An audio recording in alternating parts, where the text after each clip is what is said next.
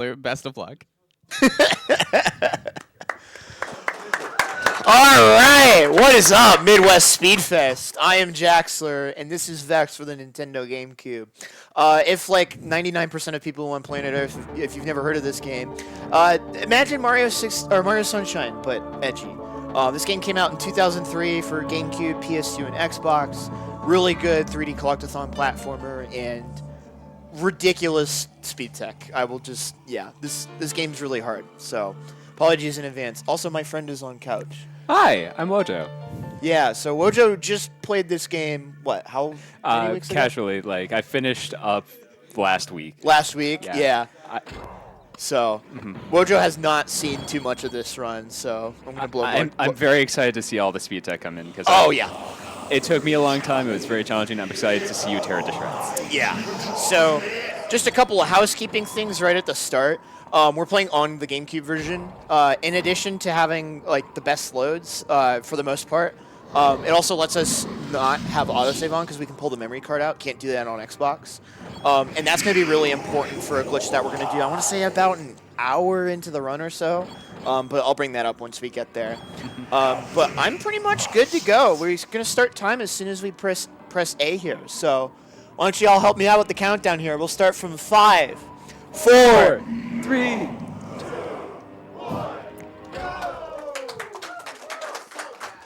We're so back. We're so All back. Right. So this is Vexx. So similar to like, I got the pause there. I could have just like put myself 20 seconds ahead of pace. Anyway, I'm gonna clip that for later. So this game, similar to like Mario Galaxy, has a long jump, high jump system to it, where if you hold crouch and then jump, you'll in most cases get a high jump, or if you like have momentum going into it, you can long jump instead. And so normally you do crouch and then jump. But in this game, due to a weird animation state bug, you can actually reverse the inputs and do... Oh, wow, I'm bad. Okay, hold on a second. There we go. Come on, Vexx. Vexx, thank you.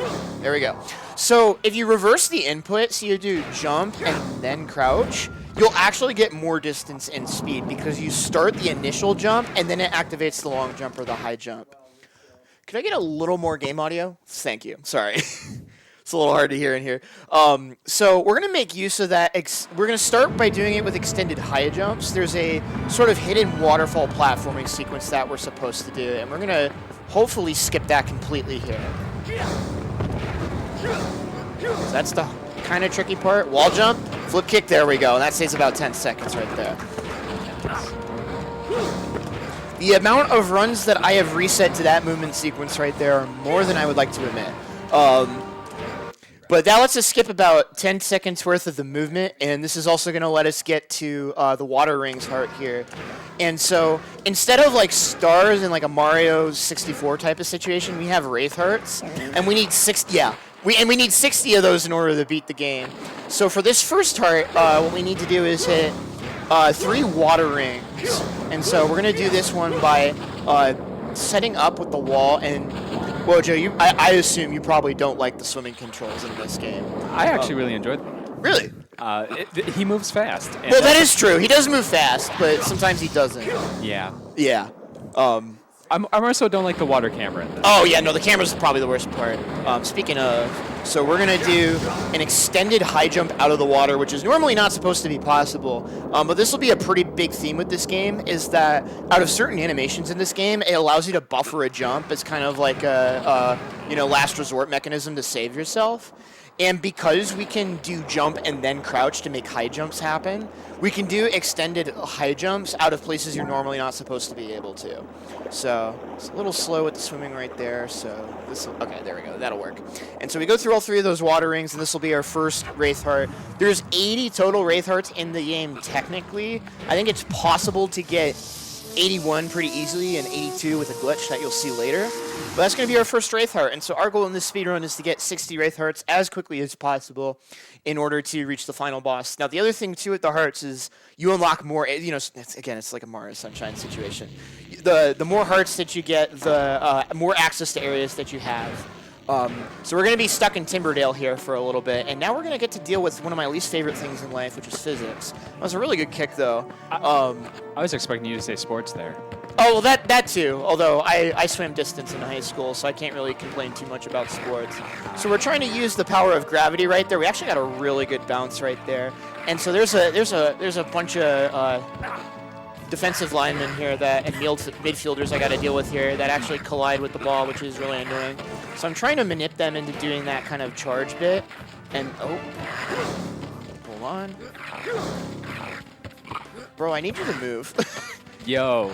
Well, bro, I need you to move. Any chance I could get a little more volume on the game audio? Sorry. There we go. Okay. And so what I did right there is, as I kicked the ball into the goal, I long jumped into where the heart would spawn, and it basically skips the heart spawn animation, which saves me a little bit of time.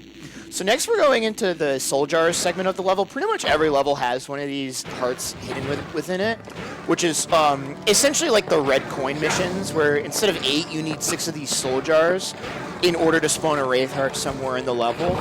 And so we're just finding the tightest possible route possible between all of them, and then making sure the last soul jar that we grab is the closest one to the wraith heart that we want. So we'll be getting soul jars a couple of times here, and we'll be seeing a lot of these extended long jumps as well. So again, I'm doing that jump input into a long jump input with the crouch, and that actually allows me to go a bit further than you're normally supposed to be able to, and that's actually going to allow me to do some really cool platform cycle skips, and it just makes the movement so freaking fun as well. So if I get through here quickly enough, this platform is in the perfect spot, so I can just long jump right over it. And then we're going to go get this soul jar right here, and there's going to be one of these sort of jump boost platforms, but this is another animation where you can buffer a short hop out of it, so I can get a mid-air long jump, and that allows me to get some cool movement through here. And so something I'm going to be setting up for as I make my way to the last soul jar here is an enemy manip right here, and I'll explain why this is important in a little bit. Oh, we got it, nice. So we want all 3 of those in a single uppercut, because we are trying to build... Oh, come on. I need your juices, hold on. Alright, we're going to have to... Oh, who do I even hunt down for the juices here? This got complicated. Okay. So I will have to adjust on the fly, so I will actually probably... how do I route this? So what Jaxler's trying to do is fill up the bar that's in the top right of the screen. Yeah. What's the proper name for that bar? It's called the rage meter, I think. Okay. It's really pretentious. So... Yep. I guess I do rock suit. I'll do rock suit right now. But yeah, so the rage, when you activate it, it lets you go into like an enraged form. And we don't care as much about the enraged form, it's just the fact that I can access it is what's going to be important. So we're going to route this kind of out of order because I was I had a weird glitch with the enemies right there where they kind of went flying off into the sunset. That'll happen as we juggle them. Yeah. And so we're going to go ahead and grab us here. Yeah, go ahead.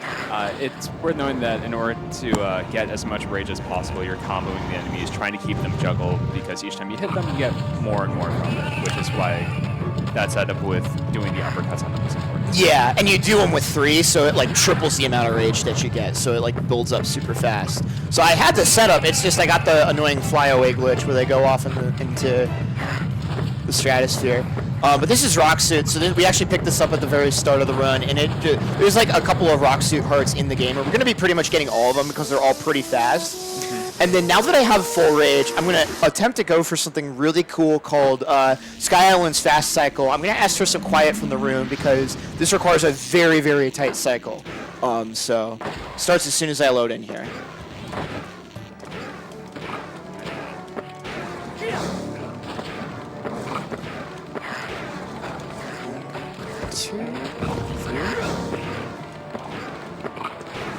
He wanted to body block me there, but I managed to get through there just fine.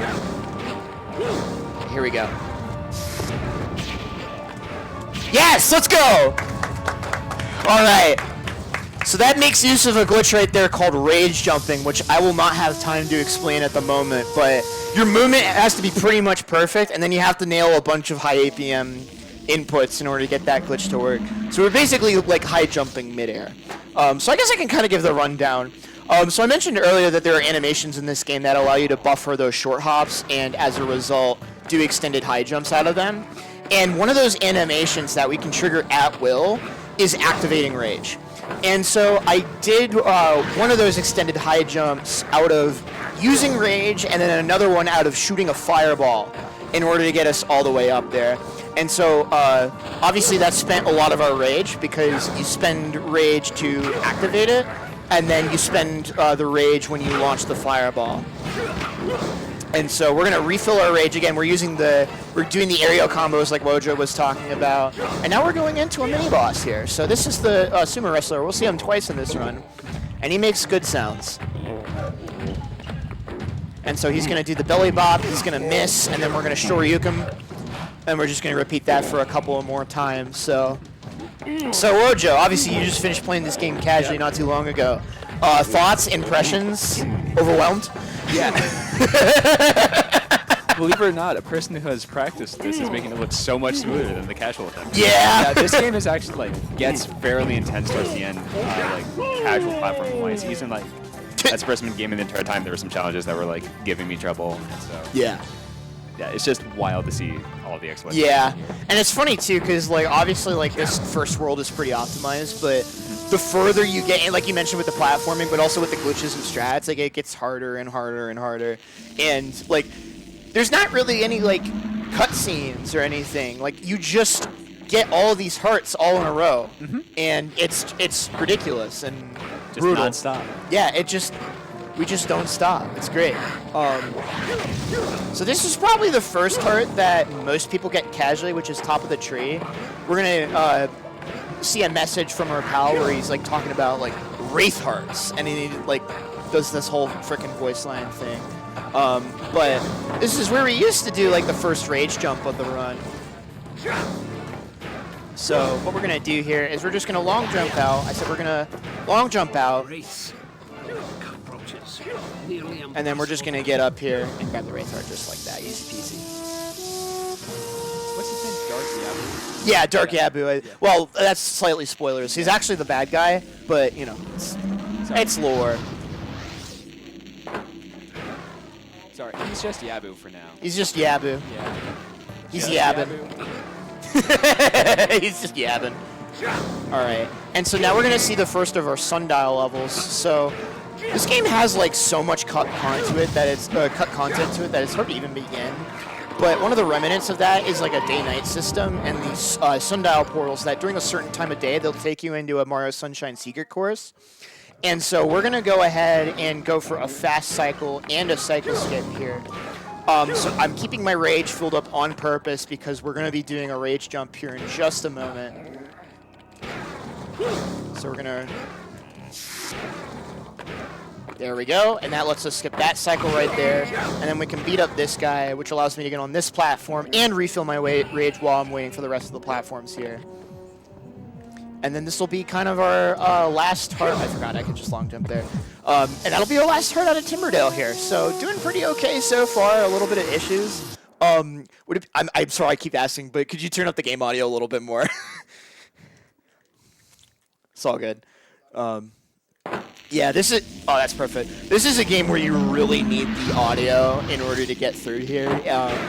And I'll especially need it for this section because we're going into Dragon Reach.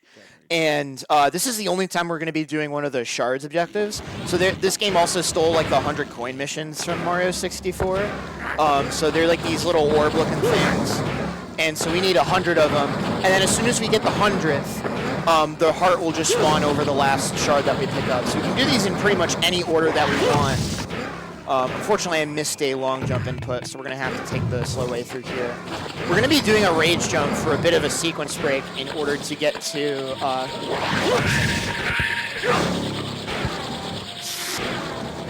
up here. And so up here is the wingsuit. So the way that you're supposed to get up here casually is there's a portal that you have to take to get up here. And it's really out of the way. And so combining that with the fact that there's basically 6 shards that you can grab on the way, it just makes it super fast to go ahead and do that here. You're going to see me jump off of poles a lot because pulled. Well, that slide animation is also pretty slow because it means you can't go forward. I'm gonna fall here again. There we go. Basic platforming. Okay. Hey, pole physics. Yeah. This will come up a lot as well. This game is very vertically oriented in its level design, so if you make like a minor platforming mistake, you'll just kind of vaporize. It's really rough. So I'm intentionally not going for long jumps in certain spots because I don't want to overshoot any of these shard hitboxes. Go ahead and flip kick that guy. So unless you're frame perfect, whenever you pop rage for a rage jump, you will spend like a sliver of your rage meter, which means you can't reactivate it. So there'll be a bunch of parts throughout the run where after immediately canceling the rage, I'll like go ahead and like tap an enemy like in a random spot with an attack, just so I can refill my rage so that I can rage jump again later.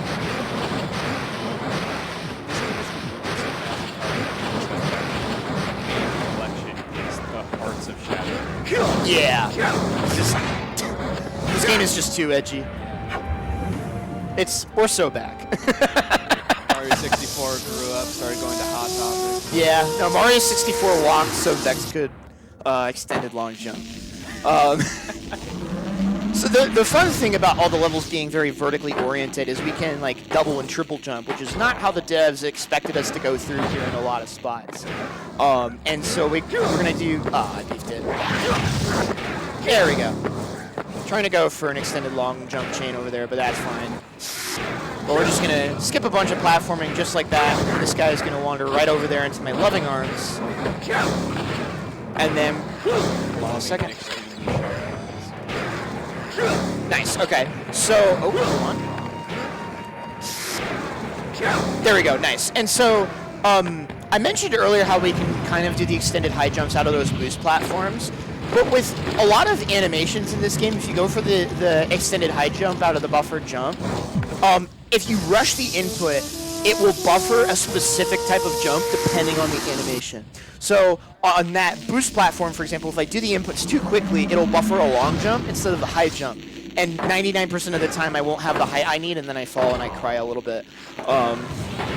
All right, now we're going to be doing Soul Jars, which has a really cool, I say new, but it was probably about a year ago from now, route through here. Was something that we're going to see a lot throughout the run called Fakey Fireballs. Nice, there we go. Yeah. So essentially what happened there is that after you activate Rage, there's a window in which your Rage meter has in iframes, for lack of a better term. And so if you shoot a fireball during that window, then it doesn't cost any Rage, and you can also do what's called a fireball jump and essentially get another extended high jump out of your fireball input. So you can essentially triple jump. And it kind of lets you do that triple jump for free if you time it properly. So there's going to be some instances where we can't go for the 50 fireballs, such as that really ridiculous fast cycle that I did in Timberdale, because I needed to do a late fireball. And we'll see another late fireball strat when we get to the world after this, which is Neverglades. But we're going to be kind of alternating back and forth between this kind of opening line of going to the left over the water well, and then over to the right where we can kind of refill our rage. So technically you can do a lot of these hearts within a given area in any order, but in terms of like the micro of the rage routing, it kind of makes sense to do things in this order. So we're going to be going into another sub-area here, and the way that sub-area is supposed to work casually is there's like 4 ropes or chains that are holding these blocks up, and when you cut them all, it creates a staircase. But the devs forgot about the fact that we can do nonsense like this, and so we just skip the entire sub-area instantly. It's not even, as long as you can extend it high jump out of Rage, that's stretch free. So we just skip that one right there. And then we're going to be going ahead and refilling our Rage off to the right and grabbing another Rock Suit heart.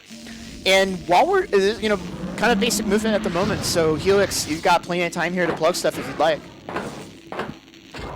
Hey. Sounds good to me. Am I audible? Okay. I think I am now. I have $25 here from Skiles, who says, good luck to all the runners this weekend. thank you so much for that donation. We greatly appreciate it. !donate in chat. Follow that link. Yeah, get your money in to support P-Fund. Just a quick reminder about how to assign your donations to an incentive. At the bottom of the donation page, there should be an option. You gotta add your amounts in first, but then you can click Add Incentives. And then you can click on the incentive you want, and another menu should open. Choose the amount you want to put toward said incentive. Make sure you click Add. You gotta click Add for it to apply, and then you can finish the donation process. But yeah, plenty of awesome incentives throughout this weekend, so make sure your donations are going toward those. You get to support a good cause, and you get to impact the marathon in a fun way. It's a win-win in my book. All right, so we got one more heart that we're gonna grab in Dragon Reach, which isn't too bad, because we're gonna be kind of doing pretty much the same route, but I don't have to do a rage jump immediately after this extended high jump out of a booster panel. And one of the kind of cool things about running this game is that, yeah, so see right there how I buffered a long jump? That's what happens if I rush the input. But the nice thing is that if I'm like to fall off of here, for example, which, not ideal, I'd like to avoid that when possible. But like, if I were to fall, for example, then you can also use like your rage jumps as a emergency eject button in order to get you back onto solid ground. Luckily I didn't have to use it right there, because I'm a gamer. But now we're going into Neverglades, and we're gonna get the two really tough hearts right out of the way. The first one we're gonna do is sort of the Sand Temple sub area, and the way that's supposed to work casually is there's a set of 3 switches that you have to activate that will cause the Sand Temple to rise out of the sand, and then you can then climb the tower for 2 hearts. But that's really slow. So we're going to attempt to get both hearts without activating all the buttons for the Sand Temple. And one of them is really easy, because I run the game. But the first one, and we do it first because it's so hard that it lets us get it out of the way. We're going to be doing another one of those delayed fireball rage jumps. So once I get in here, I'm also going to be on a set cycle. So for this whole sequence, I'd like to ask for some quiet time in the room. And you'll understand why as you start to see me go into the sub area. All right, here we go. So I'm on a timer as soon as I load in here. So quiet time appreciated.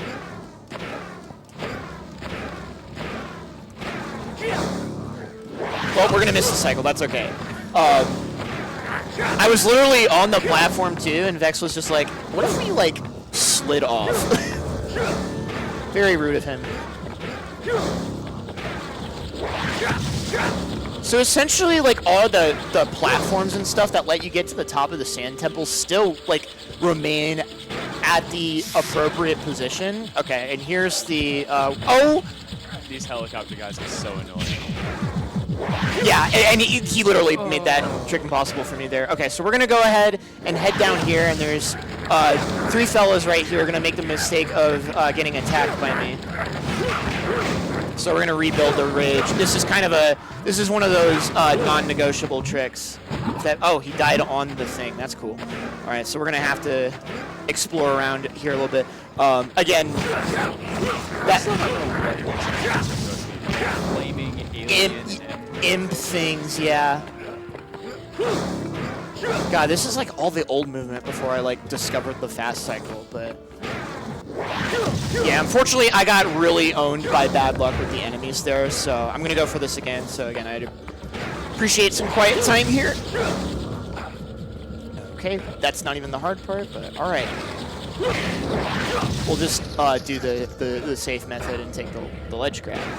Not that ledge grab, but the one before that. Okay.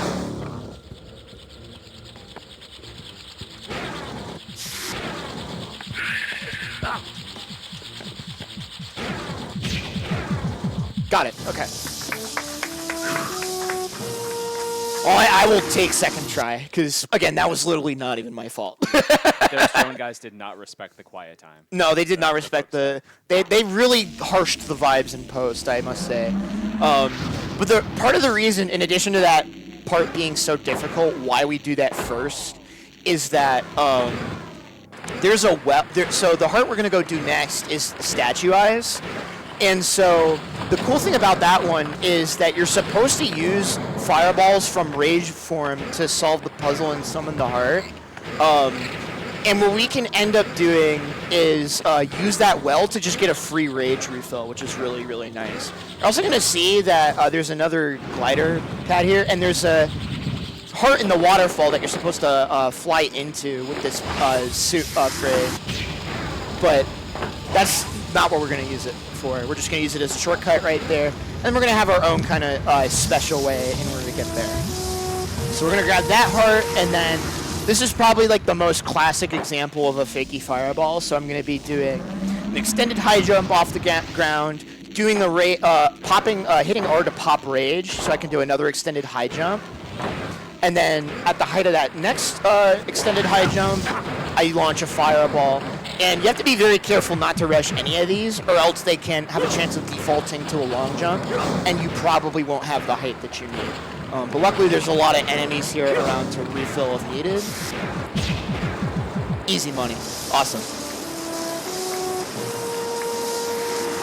Alright, so after that, Neverglades is pretty chill. I mean, it's still Vexx, so it's tough in terms of movement. And the next heart we're going to do is pretty annoying, which is the electric fish. So I don't know if you have any... Yeah, you know exactly what I'm talking about. This is so annoying. Yeah. So this one sucks. It's just bad vibes. It's shepherding enemy AI that are more can constantly hurt you. Yeah. And then sometimes it just will glitch out and not work. Yeah. The nice thing is, if it cooperates 90% of the time, and you just go counterclockwise around the room, they'll fall behind you and they'll all go inside the circle, and then that's what summons the heart. But unfortunately, the heart is so fast that it's just like you have to do this one. But most of the time, it's just a nice little vibe check. Oh, it glitched out again. Heck yeah, gamers. Okay, so now I got to figure out where they went. I don't know where they went. Oh, they clipped inside of it. Is there any way I can even save this? Yeah, see, you know how I was talking about, like, oh yeah, no, okay, we're just gonna take the warp out of here. That is unreal. Yeah. Yeah, so the fish clipped inside of the platform thing, and now they're stuck.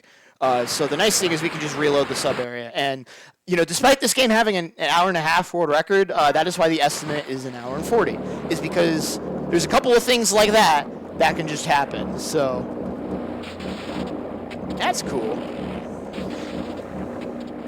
I don't like that third fish in the back, but no, I literally did everything right too. That's the annoying thing, is you can do the entire setup correctly and it just sometimes will not work. That's the first time I've ever seen the fish clip inside the geometry third.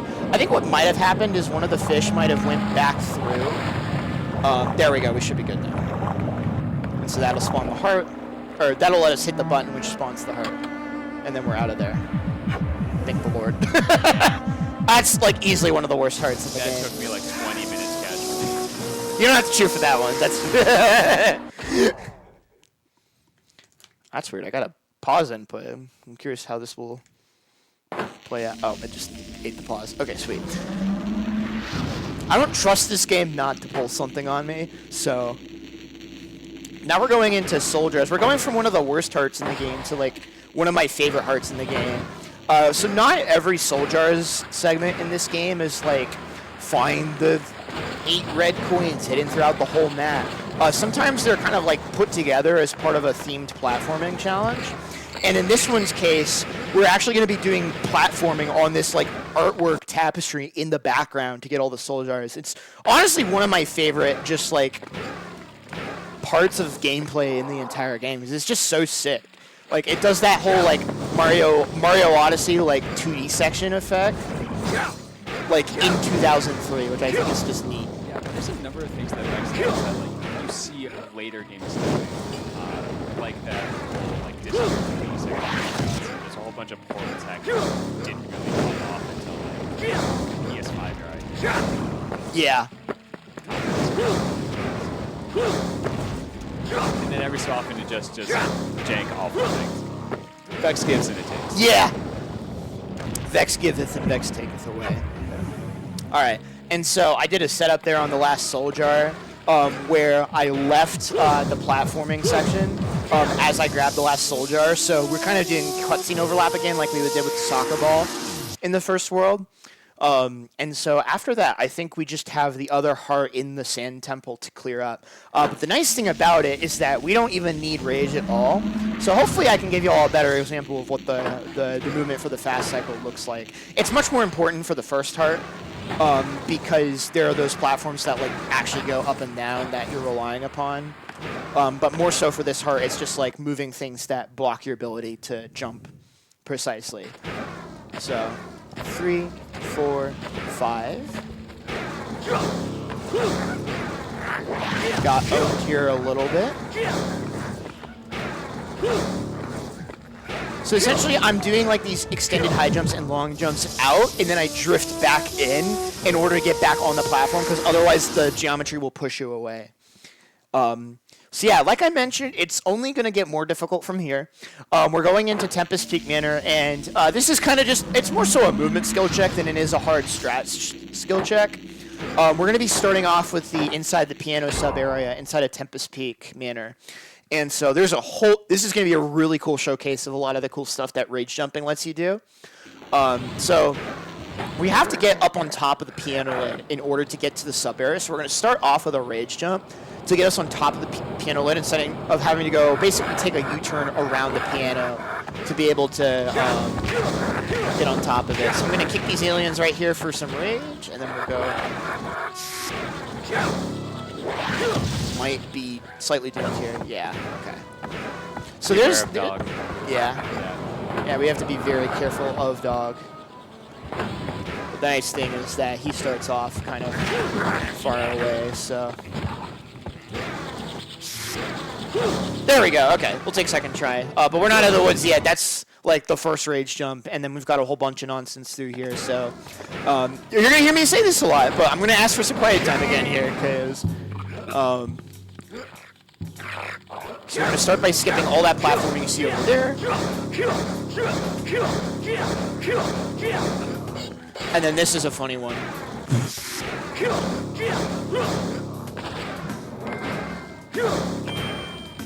We're gonna kick him in the face. There's just a lot of just like doing basic platforming movement, and also you just happen to kick somebody in the face on the way there. And I really love this game for that. All right, that was actually really good. All right, I'll take it.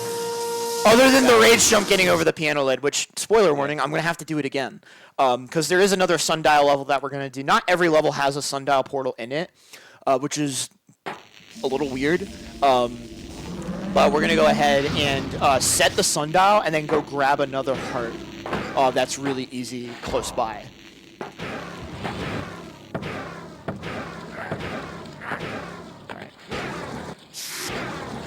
There we go. So I'm doing a bit of an adjustment there that's slightly slower, where I go a bit more to the left there because there's a bit less harsh of a slope that I have to get over. So it's actually just slightly easier and it's less height required, but you know me, I'm a speedrunner, so I gotta try to do things the fast way. And then, yeah, there's just the heart hidden in the tissue box right here. It's really, really fast. So a lot of what goes into routing the run is just picking like the 60 fastest hearts, but it also kind of depends on what levels you have access to, right? Because there are certain thresholds that you have to meet collectibles-wise in order to be able to get there. And so I will mention this in advance because once I actually get inside the sundial course, I will need quiet time again. There's going to be a really difficult but really fast cycle I can go for. So we're going to go inside this sub area. Hope we don't get sundial glitch. And then I'm going to ask for quiet time from the room again here. I would like to be able to show this off, but again, it's really tight. So like no promises. But so if I could get quiet from the room now, that would be great. Thank you. I feel so rude whenever I say that, but it is what it be.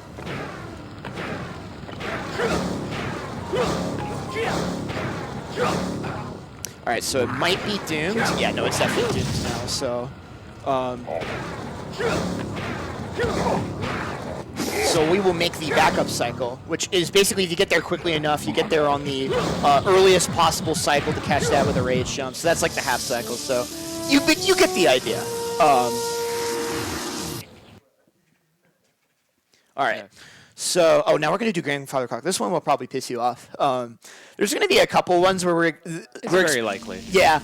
So there's a couple of spots where it's like a sub area that you're supposed to climb up and through, and then it puts you out somewhere that's like high up in the map, but supposed to be inaccessible. But it is accessible. I'll just put it that way. So the cool thing is with these couch cushions, you can buffer extended jumps out of them. So we're going to start with that one. And then there's going to be this elevator over here that we can take in order to get up towards the top of the grandfather clock. And then we'll just wait.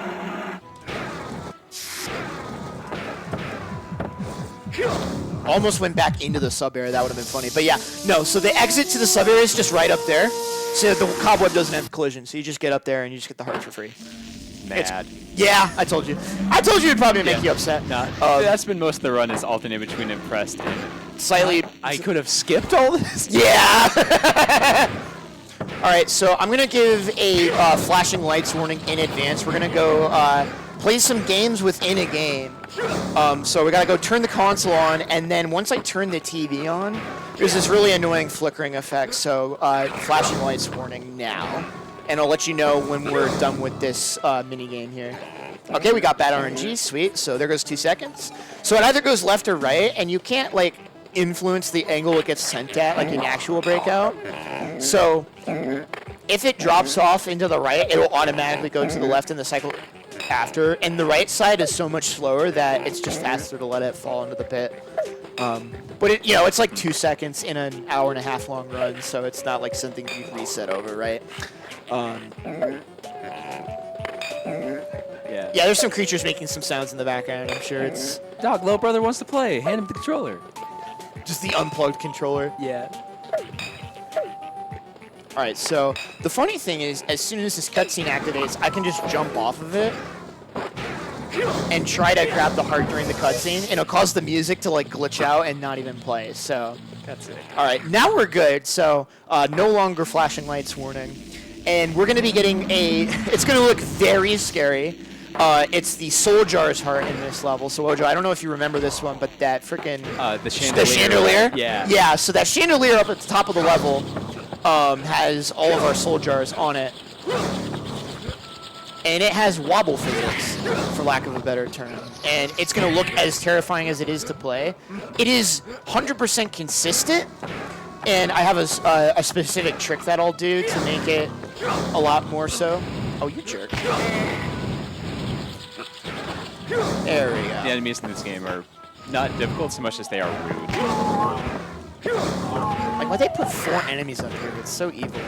All right, so here we go. So we're going to long jump onto this one, onto this candle, and I'm going to double tap Y, which is kind of like the over-the-shoulder, lack of a first-person mode. And there's like really weird camera nonsense that goes on here where it tries to keep your camera locked in specific directions, which is really annoying to deal with.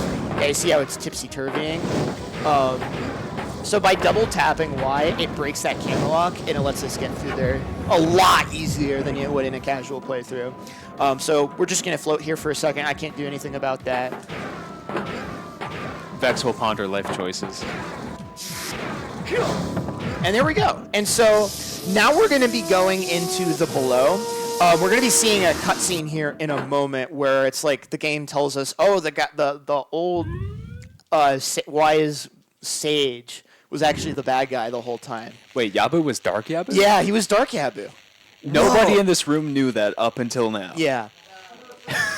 So here's the wild thing. I'm going to be going for an AI RNG manipulation here. So I'm going to need silence from the room here. I'm going to be doing very specific movement the moment I load into the level. It's just going to look like I'm walking slowly forward, but it's very, very important. Okay, so we fell in right there. That's probably fine. So the way that the AI it randomly decides to do a specific attack that's really slow after a certain amount of time, and that certain amount of time is based on the random number generator in the game. And the C that it uses for that random number generator is like dependent on the amount of frames that have passed since loading into the level and entering the sub area. And so if I do this right, I can manipulate him to delay that attack for a really long time. So I can do this. Oh, he didn't do the thing. This is awkward. Let's see if I can save this.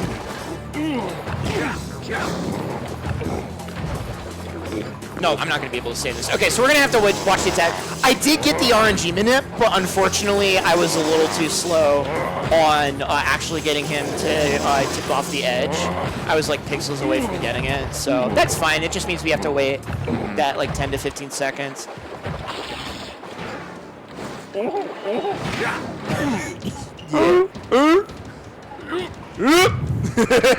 The nice thing is that because the arena gets smaller over time, we don't have to worry about that manipulation anymore, because we can bait him into doing an attack before he has the chance to shoot the rocks at us.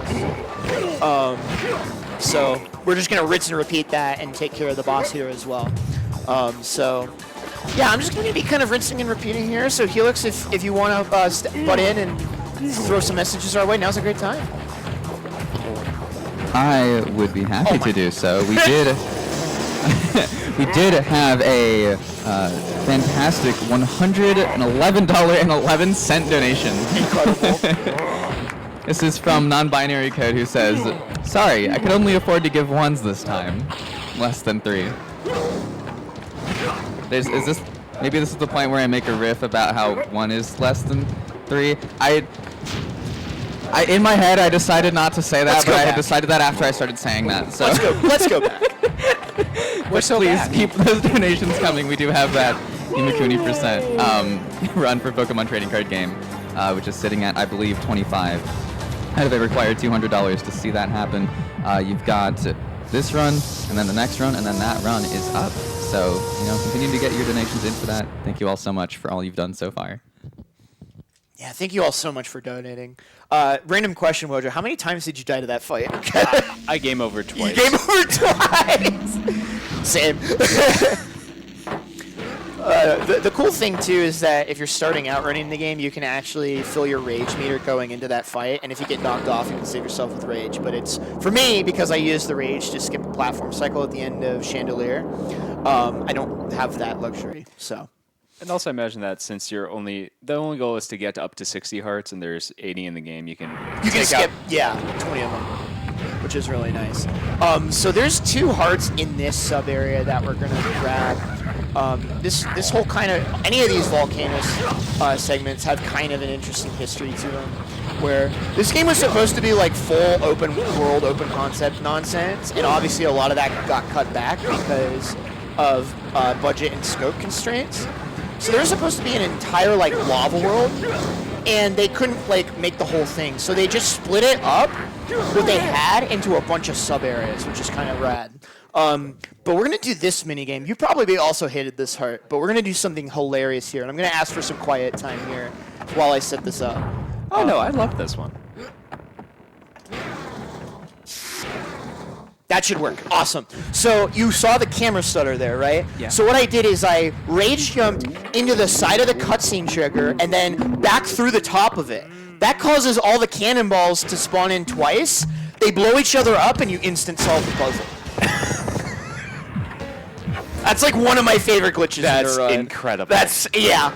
And the best part is you have to be very careful not to buffer the rage jump too early, because if you do, you long jump and you can't cancel rage. So you have to rebuild your entire rage meter, which is no good.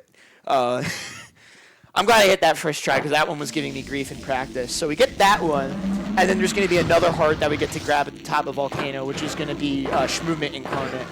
It's really funny because like you would think like a primarily this giant water dome. This is water level. It's got to be really slow. A lot of the hearts in this area are really fast, which is kind of interesting. Yeah, the water portion is mostly just a hub. You keep going into doors and then you're off schmoovin'. We're schmoovin'. Hit him with the lateral move. Justin Simon. All right. So again, we're doing those extended long jumps so that we can get higher speed as well as make a lot of these. Big thing I'm trying to avoid with a lot of my movement is unnecessary ledge grabs, because it takes about a full second for Vexx to finish up his ledge grab animation. And so we're gonna. How many times did you fall down to the ground on this section right here? Or did you I think only like twice. only twice? Yeah. Yeah, no, Orge and I weren't kidding when we said this game is just like really hard. Yeah, it's rude on occasion, but Yeah. it was nice to have a platformer that actually like really pushed you. And you were making it look so easy. I will tell you right now, not easy. Speaking of not easy, this is another one of my favorite hearts in the speedrun. So the way that Soul Jars works in the below is there's actually a couple of dry land areas that surround the dome of the below. And there's a bunch of water tubes within like the water dome that allow you to go into these like secret areas. And there's like 2 to 3 Soul Jars per. But we're not going to go into the dome until we get all 6. We're just going to go ahead and schmoove and do some nonsense. So we're going to go ahead and uppercut this guy. Oh, I missed. Yeah. I hate this guy. Those guys just like mind control. You have to break out and it just waste time. Yeah. We're also going to set the sundial here because we will be doing the sundial in this level, which is pretty notorious for how hard it is. Okay, here comes the fun part.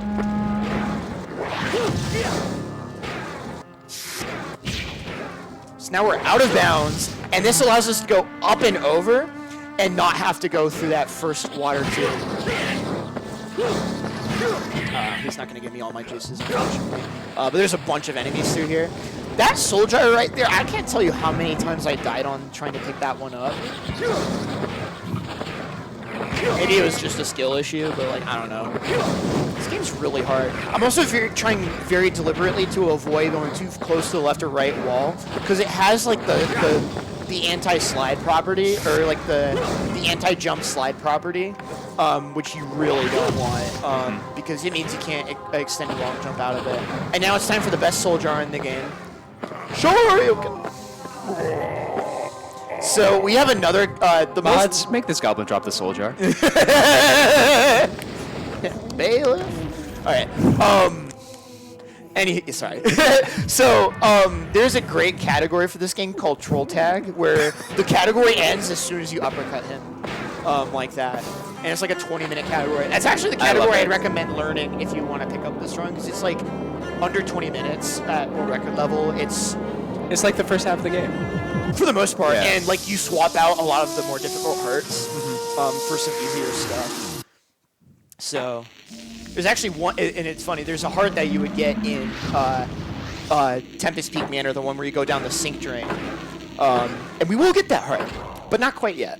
And I won't spoil why just yet. But I believe next we're gonna go into the sundial, which is probably one of the more annoying sundials. It's the one with all those crushers. I don't know if you remember that one, but it's rough, and the strats that I do in this one are pretty dangerous. So as soon as I load in, I'm gonna like try to frame one ELJ so that I don't fall. And we'll be coming back through this room again a bit later. If you're a Vexx head, you know what I'm about to get into with that one. Shouts to the Vexx heads. So what we're gonna do is bait that into slamming down, ground pound, and then flare kick, and then we can ride the railing. I'm so mad! On the other side. Oh, the other one we're gonna do is even funnier than that. That's actually way harder than it looks because of the camera there. And so we're just gonna skip all that. And then we're gonna kick them in the head, and then you don't actually have to kill these guys, you can just jump around the door. This took me so long, Jaxler. I'm sorry!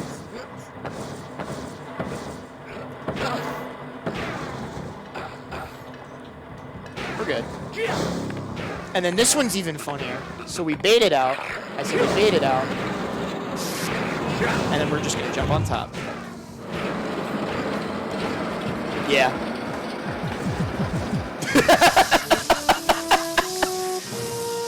I think Rojo's upset. Yeah. Oh yeah. We'll just piss. I had a feeling if you didn't I thought recognize I it by video game. yeah. No, that and even speedrun strats or not, that section's really freaking hard. Yeah. Unfortunately, you don't get to do my favorite sundial level, which is the one in I think the final world where you have like all those slides and you just get to move. Oh yeah. There's just faster hearts, unfortunately. Oh wait, that is the sumo room, so we're gonna leave. That's my bad. I'm supposed to swim roughly in that direction, but we're actually going into laser array instead. So I went to the wrong sub area. But at least I'm not accidentally buffering every single extended rage jump into a long jump. Shoutouts to PAX East. Anyway, so we're going to go ahead and do laser array. One of the things that's going to be tricky about this one is I pretty much want to get maximum height out of this rage jump if I can. Or, sorry, this extended high jump. Well, yeah, no, it is a rage jump, I think. I'll remember once I get there. I am very much a person where if you ask me like what a strat is, I'll forget. But then you hand me the controller, and then I just do it automatically. All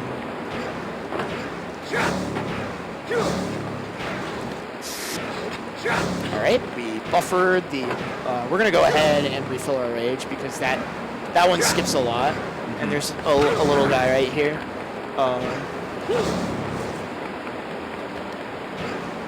I can tell this one's gonna make me upset again.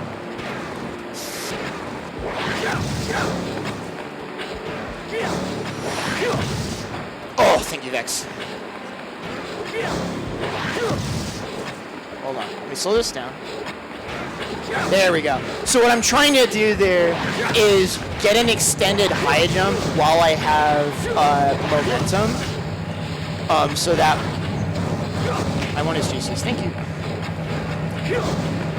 Yeah, I'll say that occasionally if like don't hit enemy. I'll just want their gamer juices or something like that.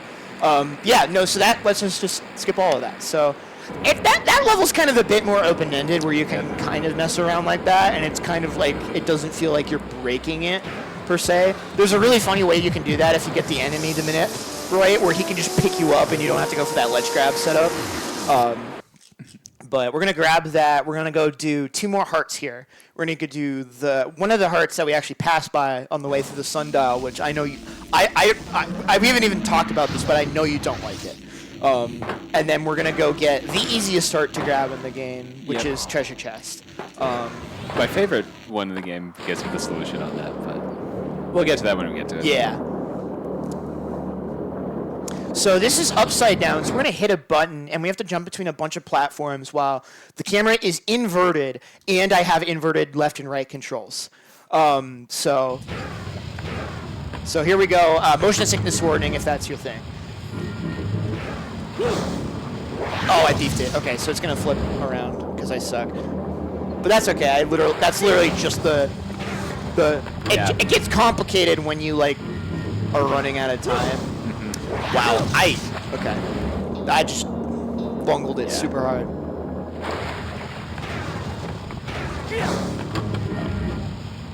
What? We're good. Lakitu?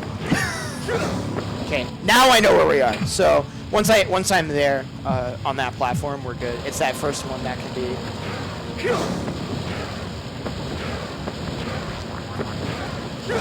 There we go. And so doing that will unlock the heart, and then I'm going to try to get over there before gravity gets reversed again. Okay, that'll work. Yeah, I once had a situation where it tried to load me out of the level at the same time it tried to flip gravity and crash my game. So that was cool. That's fun. Yeah, that was a PD pace run too. So. All right, so now we got one more heart, which is the easiest heart. Did you say this was your favorite heart in the game? I really loved figuring out the solution to this. So you see it very, very briefly as you enter each level. The game will like give you a 4-line poem giving you a hint as to what the heart is that you're going for. Or how to get it, yeah. Yeah, and this one mentions that like you're going inside a giant beast, take a look. You have to like find the solution in a book, and like you think that there's just a book somewhere on the map that says it. Yeah. It's in the game's manual. Yeah, it's on page 18 of the game's manual. And when I bought my copy of this game for the first time, it came loose in an envelope. So I had to look that one up. I'm so sorry.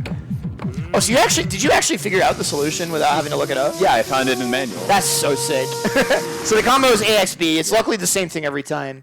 And so that's going to be the end of the blow, and that kind of transitioned us sort of out of mid-game into the sort of mid to late game. We're going into Dagger Crack now.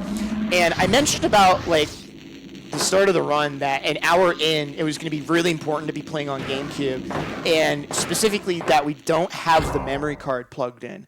And the reason why is because there is so Dagger Crag, very vertical level, and there's a glass dome at the top that we'll go visit later, that when you shatter it, there is a Wraith Heart that you can fall into.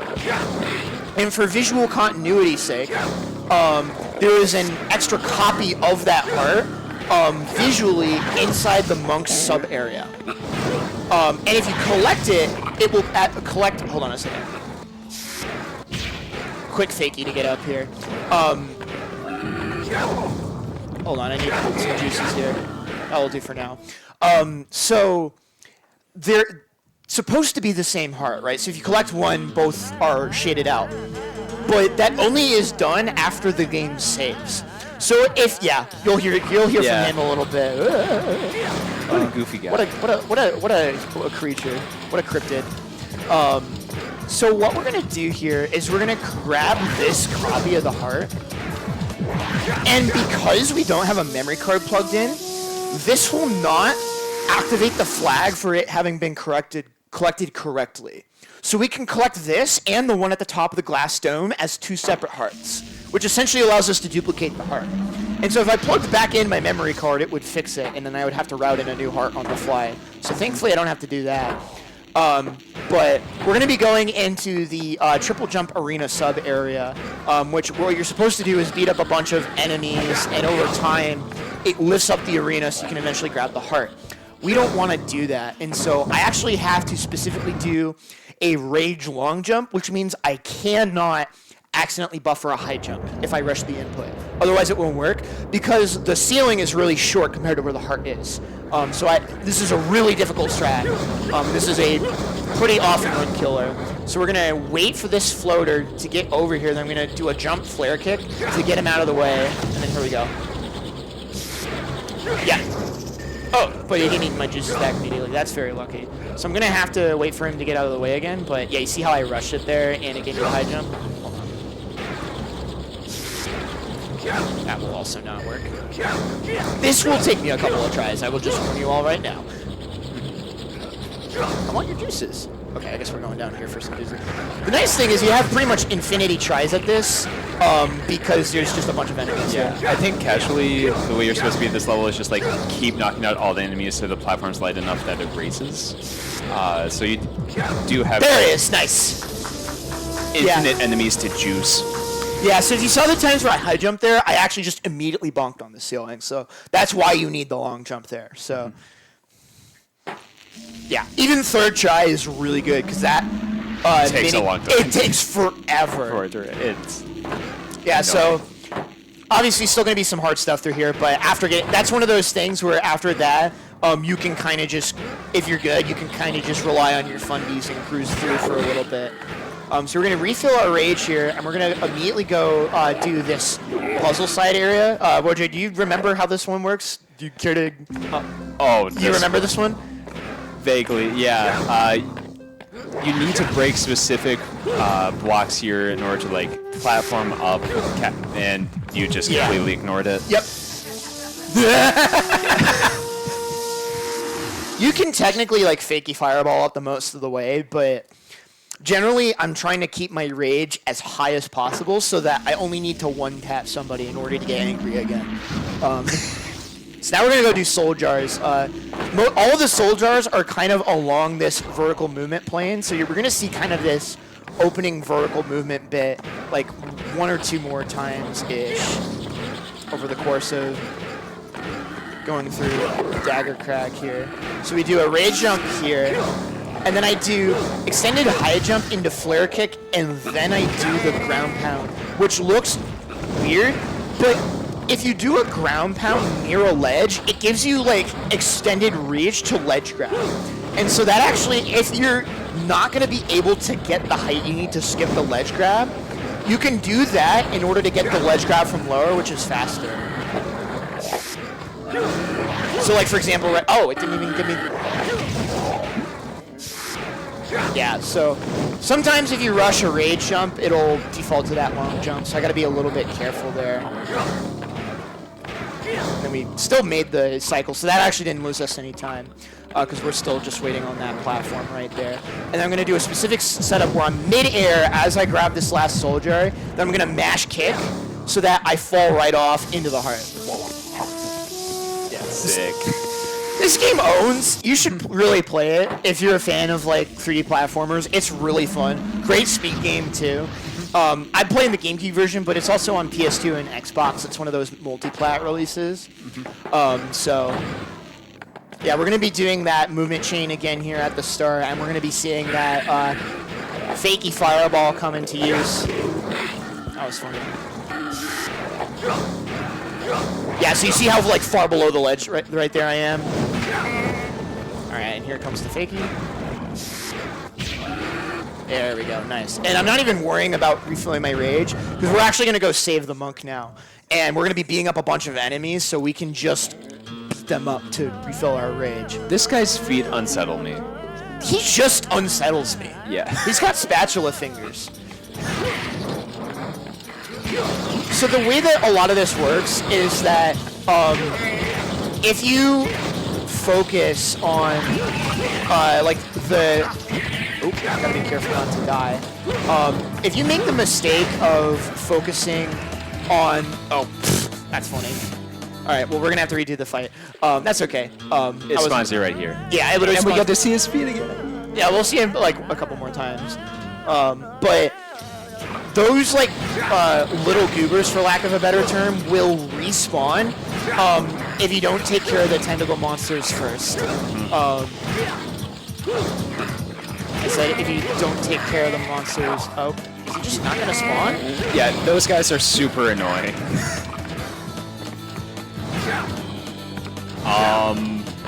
Oh, it's supposed to be this one first, right? Oh yeah. It's a very specific order.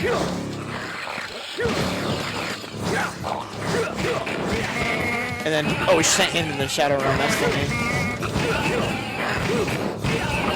And we're gonna take care of that floater. Nice thing is that the floaters only take...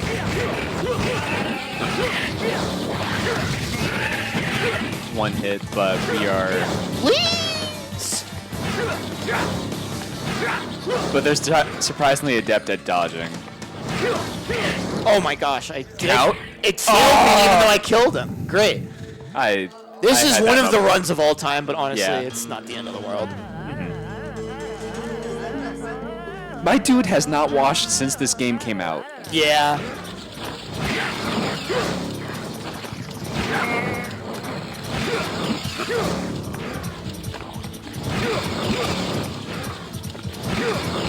Alright, so now that the tentacle monsters are all taken care of, we should be good. When I played this game casually, I'm pretty sure I just popped rage in this room and went. Yeah, I don't like it. Oh, I went into first person mode, that's fine. But obviously you have to conserve that here for the round.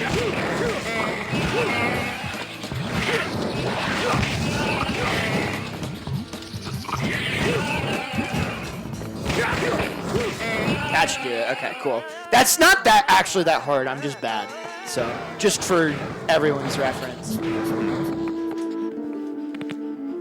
Oh, Yeah. that was high def knuckle cracking. I can also do that too on command. I'm sorry for anyone who had to hear that, but when you can do useless things very well, you have to flex it, right? Like speedrunning Vexx. Alright, so what's next? Okay, so we're going to set up for Sundial. So we're actually not going to do the same climbing route because like we actually have to go to the other main part of the level to get to Sundial the fastest way. So we're just going to kind of schmoove.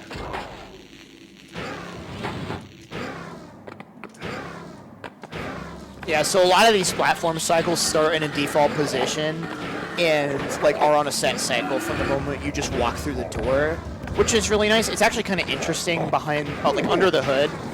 Like the hub is always loaded in, And then if you visited a world recently, that world is also loaded in technically, but not visible. So that's kind of how they get away with some of the faster loads. So we're going to set the time of day. And this will actually set up for the last sundial section of the run, which is unfortunate because I really like the sundial levels. I really appreciate the day and night cycles in this game. Like, even outside of like the timing for the sundial puzzles, it just adds so much to the vibe of exploring the levels, like seeing them in the different languages. And there's like that level of panic where, because at nighttime the enemies get stronger, right? So yeah. Also, here's like one of the 3 strats that I found. So instead of taking the pole, you can just jump up here and it owns. And then this camera sucks.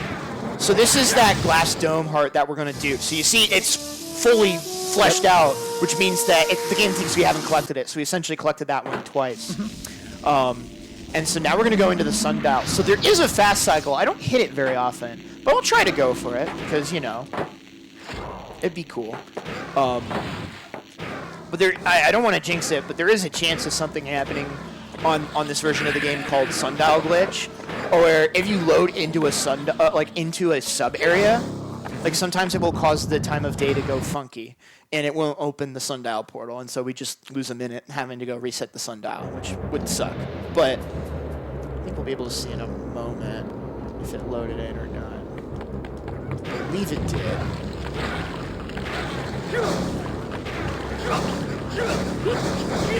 Hey. Yep, that's good. Alright, let me see if I can't cook here a little bit. Alright, well that extended high jump by accident is probably going to do it, but we'll see what I can do.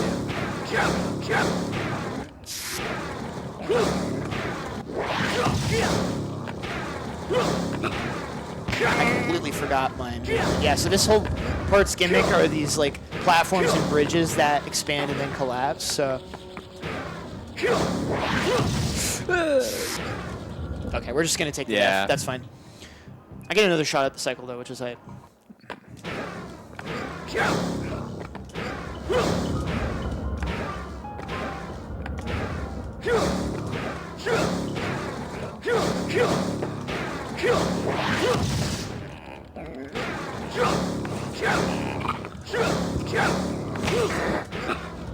Now we're not making the cycle because he refused to get kicked in the face, which, you know, that happens sometimes. Like I said, the enemies aren't necessarily hard as much as they Nice are sledge just grab, rude. Vexx. Yeah. Yeah, so if I do accidentally game over, I can pull up my hundo save on my memory card, and we can just go off of there. So don't be too worried if that happens. I'm going to try to avoid that as much as possible, but Frostbite Mill might have something to say about that. I was legitimately worried when I saw you doing this all memory cardless because playing with only 5 lives is crazy. Once we get past the first 2 hearts in Citadel of Shadows, we should be like Omega clear. There we go. And then we got the collapsing pizza dishes. Nice. We're flubbing. Oh, we're out of there though. Okay. Cool. So we did that one, and then I think it's just the mummy mini boss. So, yeah, unfortunately, no cool cheese for the mummy mini boss. I don't think I actually. Well, actually, no, there is cheese. Wait, did you not fight the mummy? I tried the mummy and then gave up and never went back to the heart.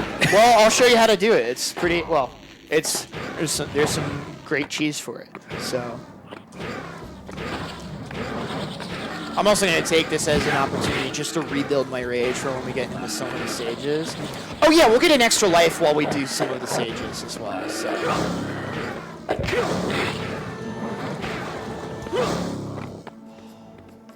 I love this door open animation. It's just so extra. And there's no reason for there to be a door there. There's literally no reason, which is the funny part.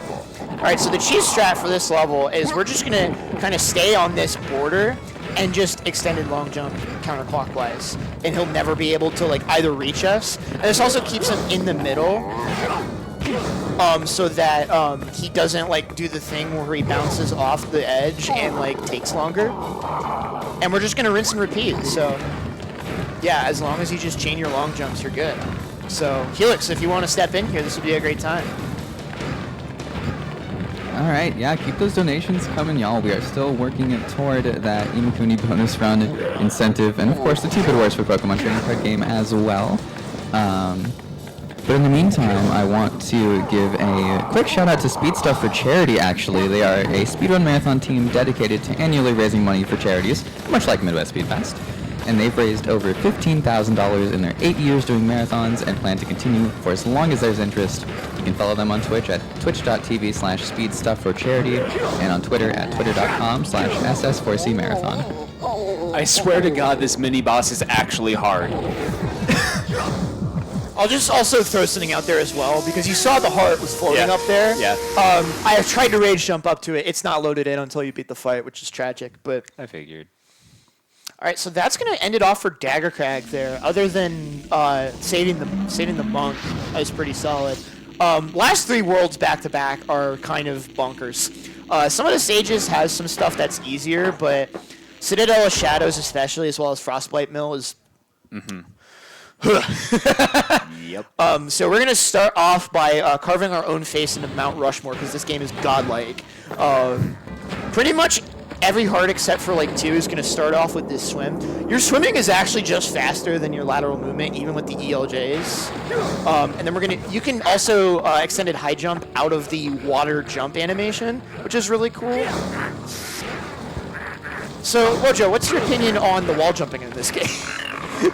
It was some of the most inconsistent wall jumping I've ever experienced. Yeah! I couldn't tell if it was just like restricted to specific surfaces and if it wasn't communicating or if something was just wrong with me. But well, there is something wrong with you, but that's besides. Yeah.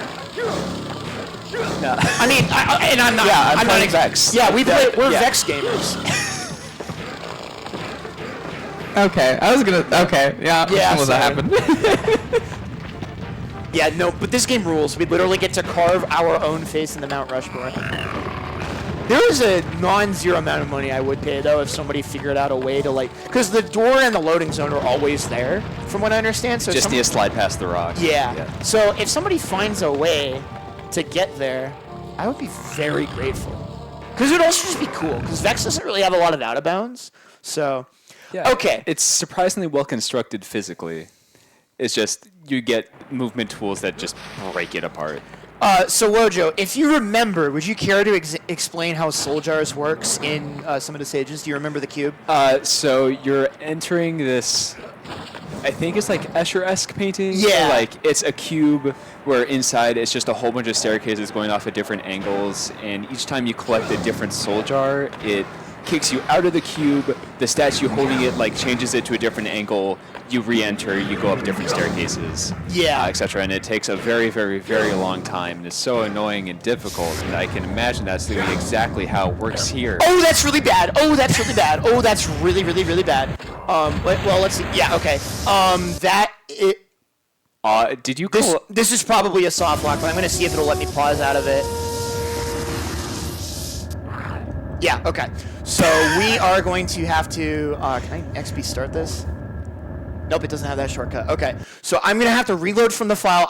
So that happens when you miss the heart, but you get pushed into it by the cube. So unfortunately, we're gonna have to go off of the save file from this point onward. But for the estimate, that's really nice because we don't have to watch the heart grab animation every time. So. Yippee! Yeah, so that was like the one thing I really wanted to practice before the start, but didn't have time. So that's what I get, I guess. But. I was for a second hyped that it actually pushed you back in there. That saved it. No, that soft locks the game. Oh well. Either way, skipping that cube is nice. Oh, we're gonna have to Mount Rushmore again, which is unfortunate. Well, yeah, we do. I could, because this run's invalid now, so I could just do whatever I want. But no, we'll still go. We'll still go and grab that heart because it has cool strats in it. I suppose. So we're going into maybe one of the hardest individual sub-areas in the game. It's the furnace sub-area. I don't know if you remember it, Wojo, but it's really hard platforming. That describes half the sub-areas in this game, Jackson. Please be more specific. Okay. Well, you'll probably recognize it when you see it, but this has some of the hardest high jump, long jump tech that we'll be seeing in the run. And if I do everything properly, we'll be there on a really good cycle to make it easier towards the end. But I'm just going to shut up and let the magic happen. But quiet time would be appreciated.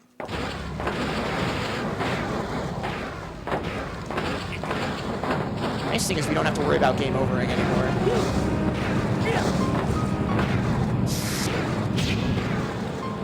So that skips like a good chunk of it. And if you get here really quick, oh, did I still catch it? Wow, okay. That was like with a dropped long jump, and that's the end of the sub area. All right. I'm in shambles. Yeah. That sub area is really hard. Even compared to Vexx as a baseline hard platformer, that one's really hard. There we go. You.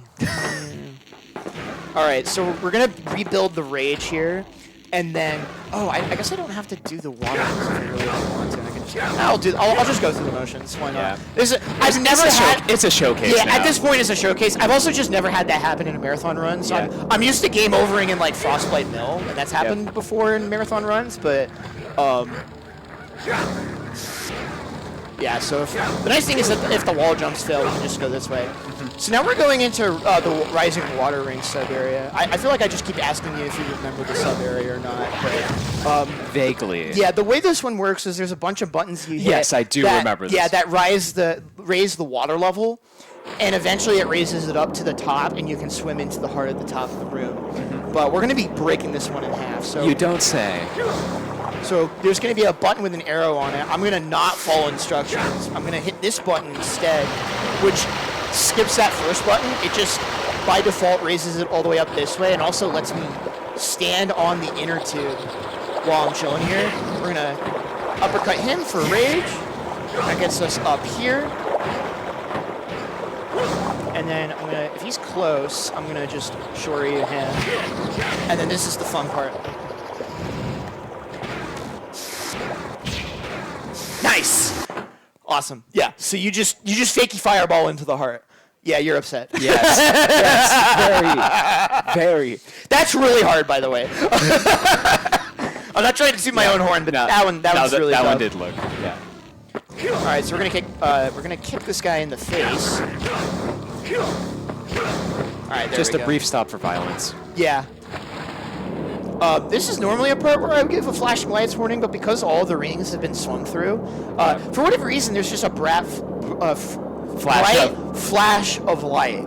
But we get to do a similar thing here to the, one of those water rings from the start of the game, where you can just flip kick it and hit it from below, so you don't have to do the platforming above water. So normally these rings wouldn't already be lit, and so each time you're going through, you're activating them in order to get access to the new area. Or activate, I think, the lantern. Yeah, it opens that sea lantern. Yeah. And then it takes you to I think part of Frostbite Mill got cut up for there was supposed to be a whole ice world, and so there's an ice sub area in there for just no reason. And so we're gonna go in there, and then it's not gonna be anything too crazy other than we're gonna skip the majority of the platforming because rage jumps exist.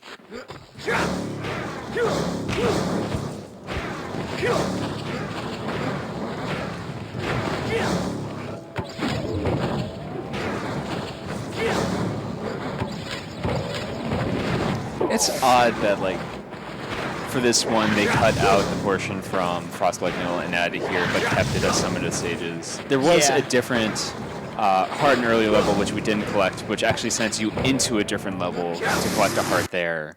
Yeah, so there's one in Tempest Peak Mountain that sends you here Yeah. into some of the stages, and we will actually be getting that heart. Oh. But I don't want to ruin that one yet, because that'll be the last heart that we grab in some of the stages, I believe. I was thinking of the one from Timberdale.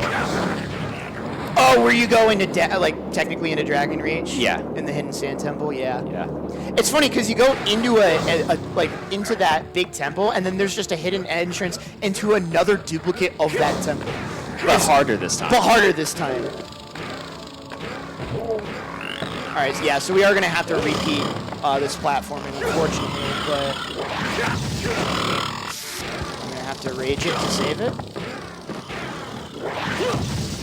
Oh, that's right, I rage here. Oh, too slow. Oh, I killed all the enemies, so I'm going to have to poke somebody on the way down. That's the fun part about this game, is just randomly giving someone a handshake with your foot to their face. And Yeah. then that gets you the juices you need for your speed tag. It gives you the gamer fluid. This is actually what Gamer Fuel or Mountain Dew Game Fuel, what's the... Same difference. Yeah. That's what the juice is. They get it from Vexx. Yeah. Yeah. All right, so we're going to be getting the other heart in this sub area, and luckily this one will not soft lock the game. But the way this one works is that there's a statue button switching puzzle where the statues flip between like black granite and white marble after you hit them, and left side needs to be black, I think, and right side needs to be all white. And so we're going to be doing some cool movement to get between all of these different powers. So we're going to wait till the very end. Do that for the ledge grab that gets us up here. Because again, I don't have rage here, so I am a little more limited than, and I really would like to skip. So we're just gonna Just juice the big fellow for a second. yeah. And then we're just gonna rage jump over all of our problems. And then, oh, okay. I thought I was gonna need another jump. Sometimes if you don't go into a button with enough velocity, Yeah. it just doesn't activate. And you jump again. It's annoying. Yeah. The camera is really weird in this section, and Vexx controls differently here than pretty much anywhere else. Yeah. When I play You won't that- even see me long jump here because it's actually just slower. Yeah. It's bad. And the timer is fairly strict. Yeah. Like, if you get stuck on a corner, but It doesn't kill you if you fail it. It just spits Gets you back out. It's which still is nice. annoying. It is very annoying. So I was talking a little bit about that heart that you normally get in Tempest Peak Manor, but it's part of Summit of Sages, like world, where you go down the sink drain, and then you just end up at the end of that slide section here. So you see that tube right there. So what if I told you if that cage was only solid from the inside?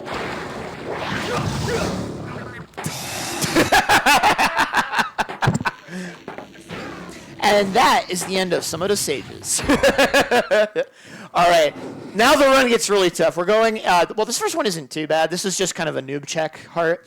But if you were here in the room while I was warming up, you probably saw me do this one. Whee! Yep, there we go. So that you're supposed to get that with the glider, but no. And then I have a very tight cycle I'm going to try to make here, so I'll see if I can't show this off. Quiet time appreciated. It's a little rip. Yeah, it's very rip. So we're going to take it slow here. Wojo, do you want to explain how this fan thing works? Because you probably hate it. So right next to this mill, there's very fast-blowing wind trying to push you off the bridge, and so you have to time your movement to where the windmill is, except it doesn't communicate it effectively and always screws you over despite it looking like it works, and it's Yeah. very annoying, and I hate it, I hate it, I hate it. I was basically trying to do a movement setup there to get across the bridge without having to wait for the windshield wipers there. And then we're going to cheat the race, so if you've seen a Mario 64 speedrun, this will look familiar. This is officially a speedrun. We did a slide skip. Oh, I used my rage, though, so this will be funny to try to back up. Let's see if it'll let me cancel my rage. Oh, well, I entered the loading zone, so... Oh, it'll just cancel my rage for me. Great. Good. That would have been bad. Yeah, we're going to go into one of my favorite sub-areas to run through movement-wise, which is beneath the ice, lava under the ice.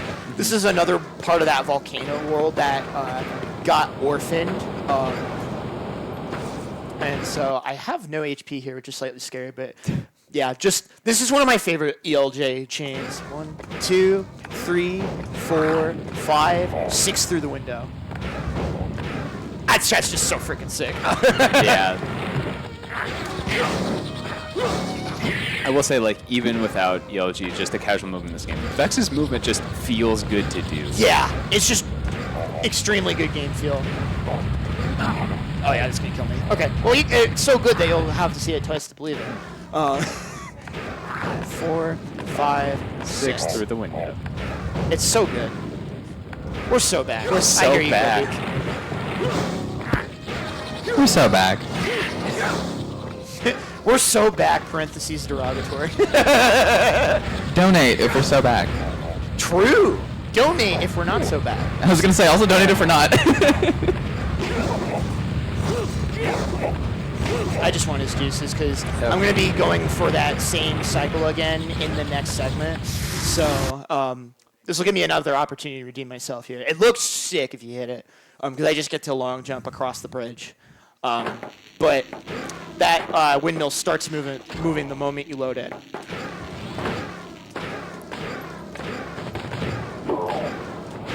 Yeah, it's dead. Yeah.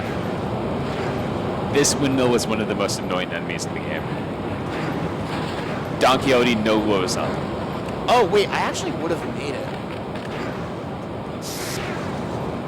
Sick backup. Yeah, so I'm not going to have rage for this, which is scary.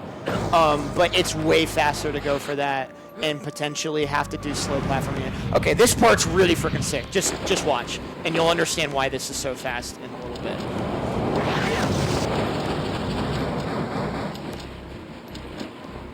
So No. Wojo, how much? No. So how much? Come on, So Wojo, how much platforming are we skipping? a whole bunch. A whole bunch.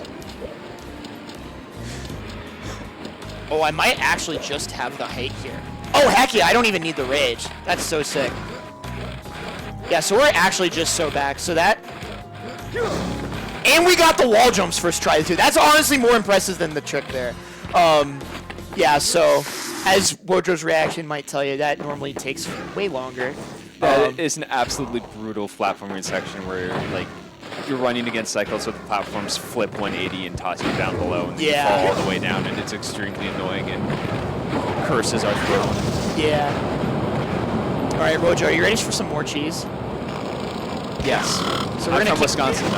That's Oh what yeah, I'm that's here kind for. of your whole thing. Yeah.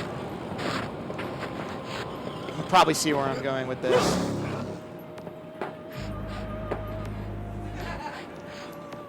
This is fine. This is so fine. Good backup. Okay. Yeah, so that's just the entire mill sub area in like seconds. So that's cool. So after those, all of those really tough strats back to back, we get a little bit of a break. We're gonna be going to this side here. We're gonna be getting snowball chest keys. Oh wait, I was supposed to get his juices. I forgot I added a rage jump in here not too long ago.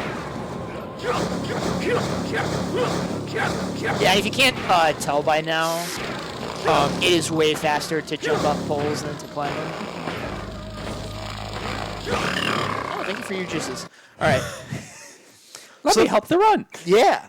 So the way that this section works is that giant snow boulders will fall from the sky, and you throw them at solid chunks of ice in order to basically get 3 keys. And I'm kind of waiting on one to fall. Oh my god. Yeah, so there's a little bit of randomness to when it decides to give us a snowball. I'm really going to get nothing here. Okay, we're going to have to go all the way up here, huh? So we're going to go ahead and yeet. And so there is a very rare chance that a snowball will spawn on top of that highest most key, and if you get it, you just save 5 seconds for free, which is really cool. It's very rare, but it has happened to me before. Please? Nice, okay. So this, oh, no, it's not that one. Yeah, Yeah. we're fine. This is the one we're going to try to cheese. I need a camera, though. So we're going to, this is going to look weird, but I really need the camera for this one. So we're going to jump. Oh!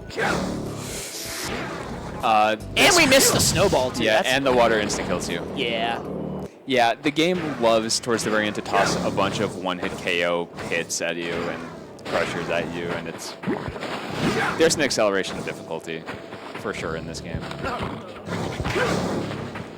Where'd my snowball go? Just want my snowball. Yeah. Well, that had some spin on it. Did you see that? Yeah. That one was rotating. Got a good spiral on it. Yeah, I'm not even sure how I fell there. Did I, like, get pushed off by the snowball? What happened?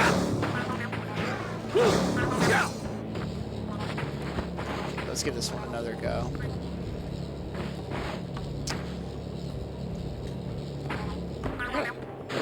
Whee! Boom! Yeah, you just jump. That's really easy, too. You just jump and press B, and it just yeets it. That only works with the snowballs. I don't really get why. Yeah. I would love a snowball. Thank you. Yoink. And I would use rage to skip this mind control enemy, but I had to. Oh no, he's gone. Did you see that? He got knocked off by the snowball. All right, now I can just shut up and do the movement. That's cool. The game was like, you know what? He'll take care of this. We owe you one. Yeah, it And owes then me it one. almost tried to kill you again. Yeah, It gives and takes away. it takes a lot more than it gives, but welcome to Vexx for the Nintendo GameCube, everybody. Yep. Okay, so. All right, so we got one more. We've got Rock Suit. We're going to skip a couple of uses of the Rock Suit in this section, but it's nothing super mind-blowing. I will probably ask... I'm actually just going to refill my rage here for safety. I will probably ask for quiet time the moment we get to the last level. But Helix, this is probably another good time for any plugs you got, if we got anything. If not, I'll just yap. All right, no, I got you. Still, continue to keep those donations coming. We have plenty of open incentives, exclamation point incentives, if you want to check them out. We haven't talked too much about, Midwest Speedfest ourselves yet. So, maybe y'all are just joining us. You're thinking, I would like to get involved with this community. Well, we would love to have you. Our online marathons are open to everyone, and those able to visit Minneapolis are encouraged to submit to our on-site events, just like this one. We also have remote volunteer roles for every event and in-person volunteer roles for events in Minneapolis. The best way to get involved is to join our Discord server by typing exclamation point Discord in chat and following the link. All right, so Wojo, would you care to tell the people how hard Citadel of Shadows is? Very. Extremely. It's just a whole bunch of platforming challenges above a death pit. All right, be ready to have your mind blown. If I hit remotely any of the strats I'm going to try to go for in this world.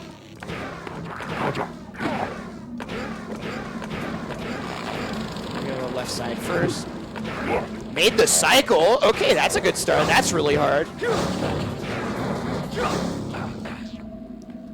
Not out of the woods yet, though.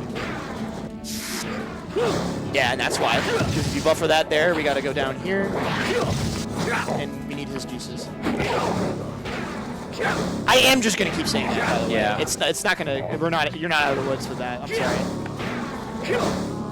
I don't feel there's anything wrong with it. Okay, you know what I'm going to actually do here instead? Because I'm just rushing it. You're going to get his juices first. Well, I'm going to get his juices, and for safety, I'm gonna fakey. Fireball.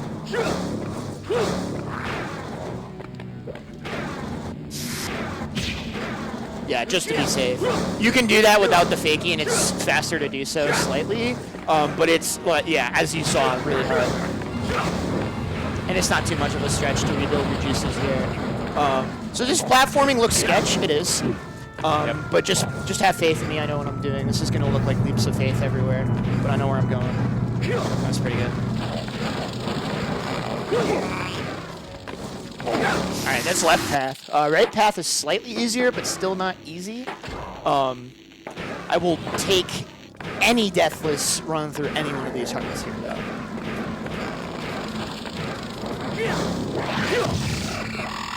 Ooh, that could have almost been disastrous, but good save. I kind of blocked my ELJ, that's fun. So, we're gonna, that platforming, that looks really scary. We're gonna rage jump over, we're gonna kick him in the head. Skip the wall jumps, because again, wall jumping is not consistent. And then, so this whole thing is, ooh, I almost just died. Yeah, that thing, it's not supposed to one-hit kill you, but it will. And then you have this nonsense. Like, I don't know who thought that was fun to platform over. Just the U's that, like, rotate back and forth. That has killed so many people. And if you thought this couldn't get any worse, we're going down middle path now, which is the worst part, and I have to do it twice. Because there's 2 fast hearts this way. The nice thing, though, is that every time I die, I get that free 1-up, so... Yeah, so you can take that diagonal there if you're a god. And then you can luckily skip that part with a rage jump. So you don't... That's like the worst part is those spinning things. Yes. And then we are in the... I forget what This is like a Mario Galaxy section. Yeah. But gravity is constantly changing with this thing. All the platforms are circling around. The light is where gravity is. Yeah, and you can just grab the heart early. Yeah. And then we get to go down that path again. Yippee. Yeah, no, if it so those not only are those rings electrified, so they damage you when they hit you, they will also 99% of the time either if they don't outright kill you, stop all of your momentum and then hit you again. Yeah. Vexx doesn't get many iframes in this game. Nice. All right. So if that looked rough, if you want 100% this game, you have to get all 100 shards in all 3 paths deathless, and all 6 soul jars in all 3 paths also deathless. I knew the soul jars. I didn't know there was exactly 100 shards. There's not exactly 100, Or- but you need to go down all 3 paths to get 100. And so now we get a much easier heart for our 60th heart. This is going to be another one of those like orphaned lava sections. But this is just going to be kind of our last bit of schmovement before we get into the final boss, which, as Wocho mentioned earlier, sucks. Yes. But luckily, we have ways of dealing. I have not beaten this game. I got up to the final boss. It's like, I call it good.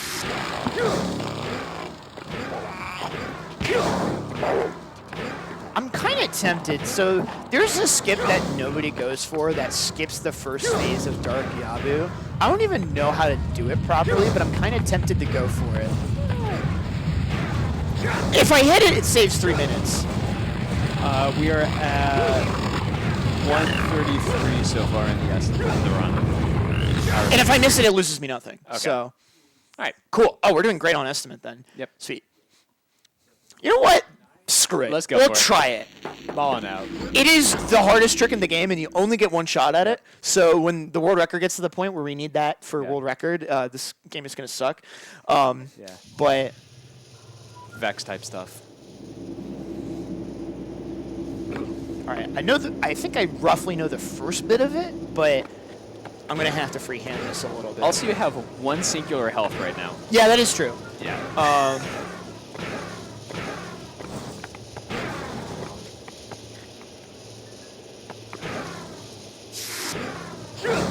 Oh, I literally did it too for a second, but I accidentally forgot to. I'm supposed to fireball jump there and go Yeah. in the middle. That's fine. Yeah, you have all your health back. I do have all my health back, so. And I didn't, because if you do the strat, you use up all your rage. Yeah. So I'll have rage for phase 1 anyway. All right. So phase 1 of Dark Yabo, he's not even gonna damage us himself all that much. The nice thing about the Shoryu is that it has iframes, and this part sucks too. This whole fight is just a nightmare until the final phase where it gets hype. We just need to kill a couple waves of his grunts, and then those Dark Chuck and Fireballs as we're killing waves of his grunts. Yeah. And then the fight actually starts. Yeah, so after you get on these grunt waves, after you get down to 3 remaining, he'll summon the next wave, and then on the second wave, once you kill them all, he'll start. So we'll go ahead and use our rage here. And it's also not guaranteed for them to give you health drops as you kill them, so it's very easy for the rapid damage to just don't get it back. Also, if you get too close, you mind control it. Yeah. So now he's gonna yell at me and fireball me. This is not the part I'm worried about. Mostly, the whole thing you're super concerned about for 1 is killing the enemies quickly, but also making sure you have as much HP going into phase 2 as possible. Yeah. And then once we actually get into phase 2, I'll probably shut up and have Wojo kind of roughly translate what's going on. Phase 2 is where I dropped out. Yeah. I'll do my best. But yeah, no, this uppercut, having iframes, is like the only reason this part of the fight is even remotely fair. Yeah, if you do it without it, they just like completely ignore all of your attacks on them and damage you anyways. It sucks. Yeah, it's pretty much impossible. So I'm doing the combo of the uppercut into the ground pound and then the flip kick in order to DPS these guys. They take 3 hits to kill a piece, roughly, I think. These guys just don't get any like stun frames or something. And Yabu loves it. He loves our suffering.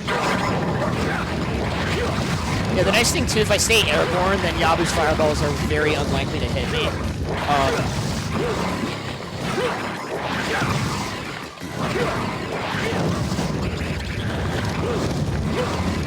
Oh, I'm going to be at full HP. That was such a crucial so- health drop. So we're going to stay in the middle, so that way the boss doesn't jump around here. And then, Wojo, if you don't mind telling them what I'm looking for here. Yabu turns into a bug. He has Yeah. a giant glowing spot on his belly. We need to wait for him to make other parts vulnerable so that that part becomes vulnerable. But also, the entire time, he's going to be doing different, very fast attacks that wipe off like half our health bar. Yeah, so you have to react to that. And then you have to get down to the ground quickly enough to uppercut him, and then hit him like 2 more times, and that's one. You have to do it 5 times in a row. Yeah. It's And then you have to avoid this attack. Yeah. That will giant AoE. Yeah. It, does half your health bar. yeah. Oh, his feet very nice. So there's a version of that like pincers down on the ground attack that he can do that doesn't give you an opening, and you have to react, and it's a very tight window to jump out of the way. So the reason I'm staying in the middle is so he doesn't jump around, and then if he does the attack, he's always in the center of the camera. So he's probably going to jump and shoot at least one fireball here. No, he's not going to. Is this a... Oh. So now he's going to probably hit me. Here, wow, that worked, okay. There are certain things about his pattern that are 100% predictable. So for example, in the next phase, he is very likely, ooh, okay, that's fine. I only did 2. So we can take 1 more extra hit before we're in that range of dying. So he's probably going to do, oh no, he didn't do fireballs? Very kind of you, thank you. Okay, now he's probably going to do fireballs. Yeah, so he's going to do 5 oh, no, just 1?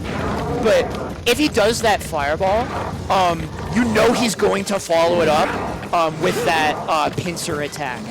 So you don't have to react to that, which is really nice. So I'm going to lure him to ground pound into that corner so I can get out of the way. And then we're going to go back to the middle, and we're 1 more phase out, or 1 more cycle out. And 1 more phase. Yeah, but the last phase is pretty free.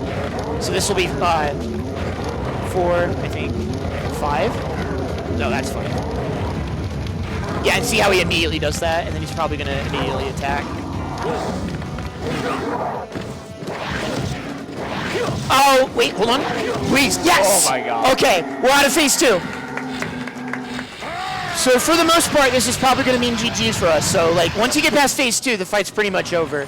The way this is going to start is we're going to be in a supercharged form. So we can pretty much one-hit all these enemies now, which is really nice. It's so satisfying after getting owned by them the whole game. And then this is just Dead Man's Volley at this point. So we just hit the fireballs back, and yeah, literally Ganon. So we're just going to be hitting these back and forth at him. He's going to keep making these pillars, and then every time we do this, part of the arena will become destroyed. And so time is going to be on the final fireball deflection. So we've got a couple more of these, but you get the idea, right? So yeah, getting deathless through Yabu is such a freaking relief. It also means I'm guaranteed to be underestimate, most likely. So, well, we'll see about that. But We'll see about that. yeah, because I did get kind of owned by the monk. All right, so hold on. Get ready on time? No, not yet. It'll be the one after this. So it'll be this fireball, and then time is on. Oh, time is on. Actually, not this one, but the one after this. So he's gonna spawn in somewhere soon. Okay. Get ready. Time. All right, 141. All right, no, not underestimate, but we did finish the run roughly close to time. Okay. Oh, this game's so hard. We would have been. We might have had to mercy kill the run if I died at Yabu, but we did it. We defeated Dark Yabu. Shout out Wojo for being on my couch for like literally 30 seconds before I got set up. I hope you all enjoyed that. That was Vexx for the Nintendo GameCube. Like I said, this game owns. You should play it. The run was a little rough, but I hope you got the. I hope it made the idea come across. I hope you all enjoyed it. I freaking love this game. You should play it. thank you to Midwest Speedfest for letting me open the event. This was so freaking fun. Thank you for taking Vexx, which it's an hour and 40 run, which I know is hard to slot in. Shout outs to all the staff that make this happen. Shout outs to the Vexx community. So shout outs to like Bell, Fact Me Applejuice, and all the other runners who have worked on this game. And I guess if you want to find more of me, twitch.tv/Jaxler1. But I'm going to sign off there. Thank you all so much for hanging out. Enjoy the rest of Midwest Speedfest, everyone. Take it easy.